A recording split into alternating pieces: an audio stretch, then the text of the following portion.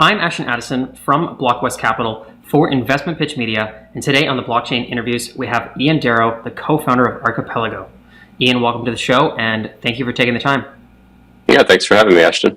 You're very welcome. Let's dive into generative art, NFTs. It's crazy how the art space is shifting right now, and I'm excited to get your insights on it. Let's just start by hearing a little bit about what you and your team have built at Archipelago, and then we'll dive into all things art. Sure. Archipelago is an NFT marketplace. You might be familiar with platforms like OpenSea, for example. We're kind of in that same space. What makes Archipelago distinct is that we're specifically focused on a type of NFT called generative art. Generative art is art that's created by a computer, and it's specifically a type of art in which the artist doesn't just create individual pieces, but instead creates an algorithm. And then collectors come and they mint pieces on chain through Ethereum, Tezos, what have you.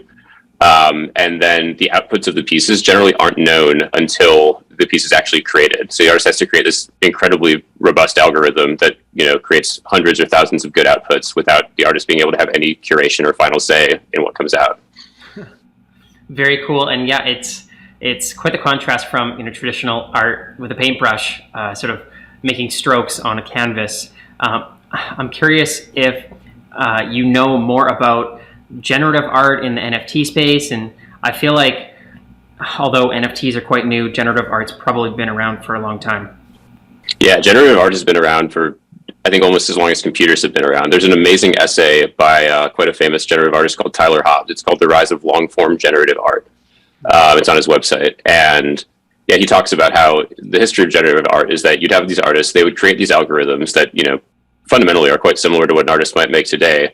But then the artist would sit and they would click through, or they'd generate, hundreds, thousands, tens of thousands of outputs, and they might pick 5, right? They might pick a few that, really realize their vision, and then they would curate those, they would take them, they'd put them in a gallery, they'd do an exhibition, whatever, which is very cool. Like there's a lot of amazing stuff going on there, and that's a lot of what laid the groundwork for what we're seeing today in the NFT space. But the difference between, create 5 good outputs out of 5,000 and create like 980 good outputs out of 1,000 is incredible. Like the amount of skill and craft that an artist has to bring into that. And it's like not just artistic skill, but computer science and programming skill, which are two fields that aren't always viewed as, being right next to each other. So it's a really masterful process, and it's a really interesting set of people that have been able to be successful in it. Super fascinating. And I feel like as computers develop and AI starts getting smarter, the art hopefully gets more beautiful to the human eye. Yeah, I think we're in really early stages of like where this stuff is going to go. Especially, I mean, NFTs in general have been so good for helping many more artists get paid fairly for their work that you're just going to have this explosion of talent in the space, I think, where people are able to devote more time, more resources, more attention, and you're just going to get more and more beautiful art as a result. Very cool, Ian. And how long have you and your team been working on this project so far? We've been working on the project. We wrote the first line of code for the marketplace in November of last year. And we're a tiny team. It's 3 people. So it's myself and then my 2 co-founders, William and Dandelion. All 3 of us write code, and then all of us have various other responsibilities depending on what day of the week it is and what's going on, as you do at a small company.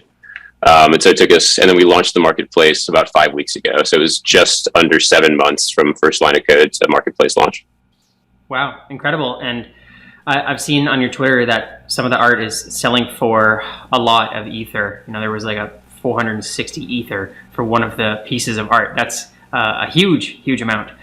Is that normal? And how is the growth going of the platform so far? It is like not that uncommon, believe it or not, for some of the really high-end pieces to sell for those amounts in generative art. And I think when you start looking at the collections and like not just the quality of the art, but the kind of context and how early we are in the scarcity of some of these pieces, it does make sense. Yeah, the initial adoption has been quite good. I think, in marketplaces, you have what people call the cold start problem, right? Like the marketplace is only interesting to buyers if there are sellers, but it's only interesting to sellers if there are buyers. So like sort of trying to figure out how to break into that feedback loop is a challenge for any new marketplace. In terms of how things have gone early for us, we're pretty happy. Several hundred trades in the first month, but like most of our trades are in the sort of like median 10 to 12 ETH range.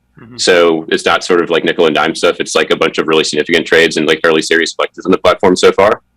And like, the number of trades and number of listings and the number of users is going up, which is what you want to see. So I think we still have quite a long way to go, but we've been pretty pleased that there does seem to be an audience for focusing down on this specific area of the NFT space, and for a platform that's just doing it really well. Definitely. And it sounds like great success so far for only being launched for 5 weeks. And OpenSea last year, when NFTs were in their craze and everyone was just buying for purposes of speculation for the most part, their volume was like in the billions. And I feel like they've amassed quite a network effect where people have the option of sort of posting their NFTs on their website or on some other small marketplace, but they sort of choose to go there because of that's where everyone else has their stuff. How do you focus on generative art and just building that niche and try to bring over other artists from OpenSea, or is there some comparison to make there? Yeah, it's a great question, and you're spot on. Like the fundamental feature that you want in a marketplace is that there's people there buying stuff, and the stuff you want to buy is there, right? Everything else is kind of a nice to have, but inventory and buyers are need to haves in a marketplace. So you're spot on. Our initial approach here is like focus on this vertical and focus on executing it incredibly well. And it's easy for us, or it's not easy. It's actually very difficult, but conceptually we get how to do this because we are collectors and, in some of our cases, artists as well. So we get exactly what people in this space want. The metaphor I use sometimes is like, imagine that you kind of like wanted to go and like buy some running sneakers. You wanted to get into running, right? But you're not an expert. You're not sure quite what you want. You could definitely go to like Target or like a big box store, and they're going to have a running shoe section. There's going to be a ton of stuff there. Some of it's going to be really good. You're not likely to get someone helping you or someone working with you who like knows exactly what they're doing on like selecting running shoes. They're not going to analyze your biomechanics. They're not going to do all this stuff. But if you know what you're doing, then like you might well end up with a good running shoe, or you might end up with something really bad. Whereas if you go to a specialty running shop, it doesn't matter if you're an expert or a beginner, you're gonna have someone who knows exactly what they're doing. They're gonna have like the right tools and the right sort of focus to get you exactly the thing you're looking for. And you might not even spend more money. It's not about money. It's just about having someone who's focused on this specific thing and is able to help you. And that's kind of what we're trying to do. That's great to hear.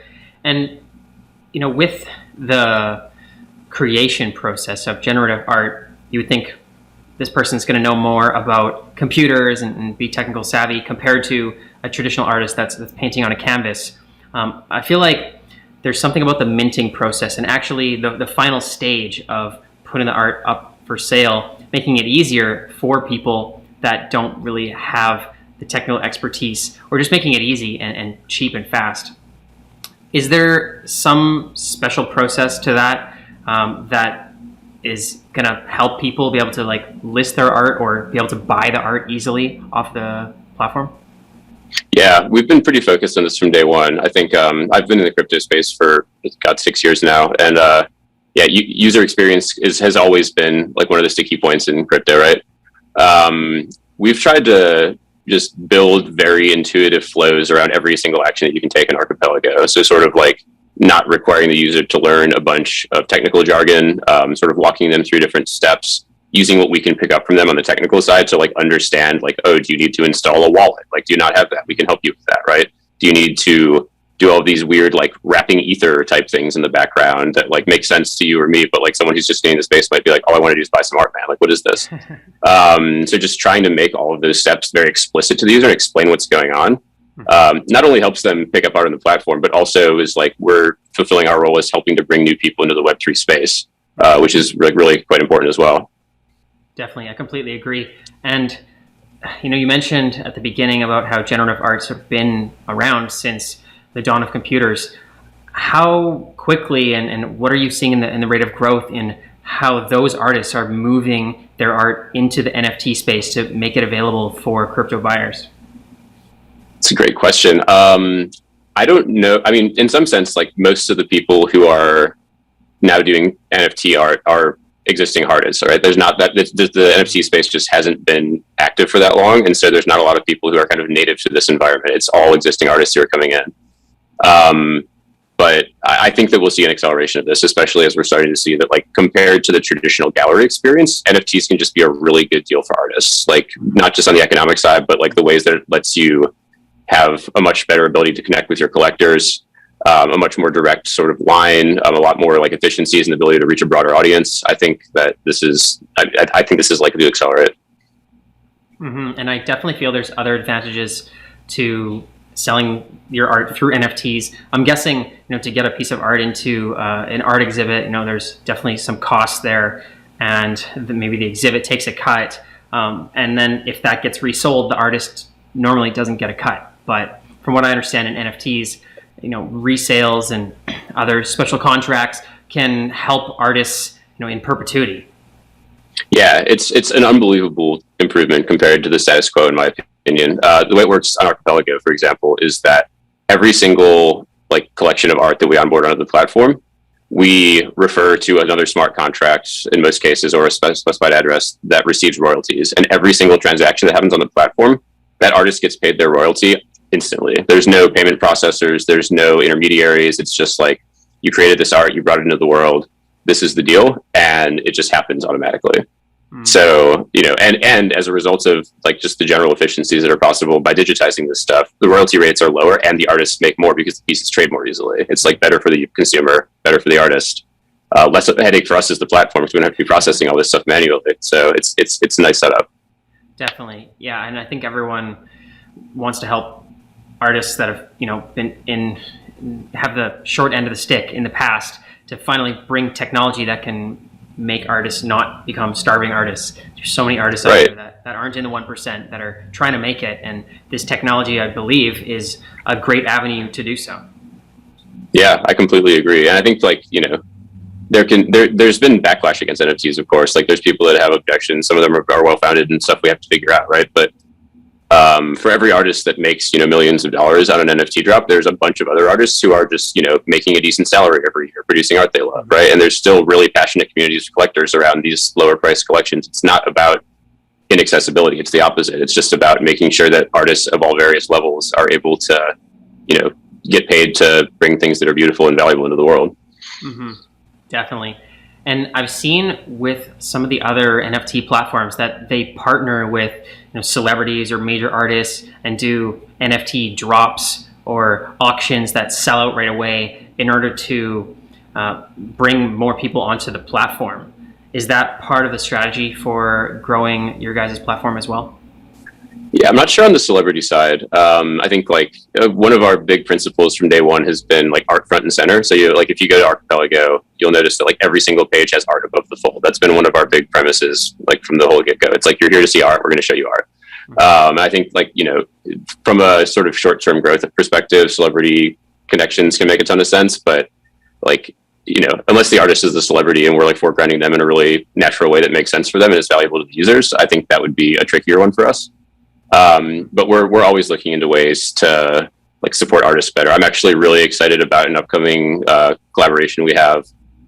One of my co-founders, Dandelion, is working with a generative artist called Tyler Hobbs, who has a bunch of fairly famous collections.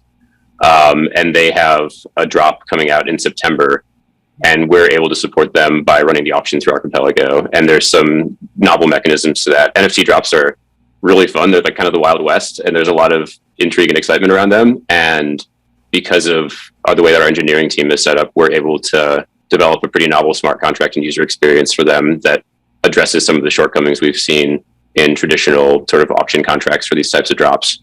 So we're hopeful that it'll be really successful and quite fair for users. Okay, that's good to hear. And yeah, that makes more sense. Somebody like Tyler Hobbs doing an NFT drop, which those most of the time always sell out right away. So I'm definitely going to follow along as well myself, just to look on the platform to see when the primary market drops are, because those are often more rare and exciting. Yeah. And now, besides that upcoming drop, what's part of the roadmap and how you're continuing to grow now that you've just launched over the next 6 months and a year? Yeah, it's a great question. It's all about, as I mentioned earlier, it's just about that two-sided user acquisition for us right now on the platform. The user feedback has been so positive. We've been really flattered by it, in the sense of the people who are on the platform are this is a much better experience. It's much easier to find and explore art. Artists have come and said that the way that their art is presented on the site, they really appreciate it. So that's all really good to hear. But unless there's people buying and selling, at the scales that you need to be competitive in this space, then it's not that helpful. So we've been kind of in implementing features users are asking for mode since launch for about 6 weeks, and we're kind of wrapping up that phase. We have all the basic stuff in place. And now what it's really about is figuring out what are the communities that are going to be most engaged with this site? Who are the people who are actually going to benefit from it? Like, not everyone needs the specialty shop, but the people who do need it, like, really, really love to have it. And so figuring out who those folks are, expanding out into sort of different generative art collections is a big one for us. One thing that distinguishes us from a lot of other marketplaces is that we're not like anyone can post anything they want on the platform site. So like OpenSea, like you or I could go and make a collection, post it, and it's just available there for anyone. And this has a bunch of positive effects. Like, it's cool to have that sort of user generated content, but it also creates a lot of headaches, or has the potential to. You have like scam collections, and just more generally, you have like the difficulty of filtering through the noise to find the stuff that's really good. So we have this approach of like everything that makes it onto the platform is hand selected by our team, which means that we can ensure that average quality is really high, but it also means we have to put some effort into scouting out what's new, what's interesting, what's going to mesh well with our existing user base in art, but also keep growing the platform and make sure that people have access to the newest stuff. It's a good approach, and I feel like you're probably going to have to expand your team in the near future if you're going to be hands-on like that. Yeah, well, this is actually my last thing in the office. I'm out on parental leave after this, like literally after this meeting. So now you really got to hire. Yeah. Great. Well, I'm just growing the team organically, as they say. Yeah. Definitely. Now, Ian, what's the best way for people to follow along with the upcoming drop that you mentioned, and just to be able to buy art or look into potentially selling it if they can go through the right hoops? Yeah, totally. So for the drop, qql.art is the website for that, and that's Tyler and Dandelion's project. Archipelago is supporting it, but I do encourage people to go have a look at that because it's a really interesting project. In terms of the actual auction, that's going to be at archipelago.art, and that's also where folks can go to browse collections, take a look at sort of what we have, and engage and explore the art and see if there's anything that they like. Very cool. I will leave those links in the description box below as well. Thank you, Ian, for the insights into generative art and NFT marketplaces. It's exciting times to come, and I think we're super early. So all the best to you and your team on everything Archipelago, and let's follow up in the near future. Yeah, I really appreciate it. Thanks again for having me, Ashton.